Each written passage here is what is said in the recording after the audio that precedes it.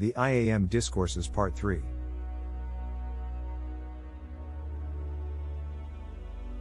Avoid thinking or imagining things you do not want in your life. In this third part, we remind you that everything that is latent in any individual is being brought forth to be consumed. Watch that the attention does not become fixed on the thing you do not want. It is perfectly ridiculous to keep recalling things which have not worked out.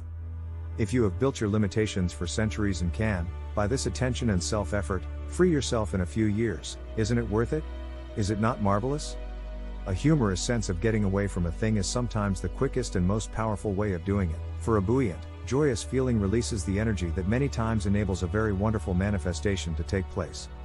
If one will buckle down to brass tacks and call on the law of forgiveness, he can then consume all past creations in the consuming flame and be free. You must be conscious that the flame is the active presence of God doing the consuming. The freedom of God is here in action. When you have a feeling to do a certain constructive thing, go ahead, stick to it and do it, if the heavens fall. Whether the manifestation comes now or not should not enter into your consciousness at all. Even when you only know a thing intellectually, they should not allow the mind to keep recalling wrong conditions when they know what this activity does to their success. It is unbelievable that people will not conquer this enemy in their consciousness. No one can ever gain the victory until he stops turning back to the old, negative conditions he is trying to get rid of. The whole work of a teacher is to get some means and explanation over to the student of the activity of acceptance. What the mind accepts is that which the individual agrees with through his attention, by letting the two become one. When the mind accepts and agrees with a thing or condition, the individual decrees it into his world. Whatever you let the attention rest upon, you are agreeing with and accepting, because through the attention you have let the mind become one with it. If an individual were to see a rattlesnake coiled, would he walk right up to be struck? Certainly not. Yet this is what students are doing when they let their attention turn back to their troubles.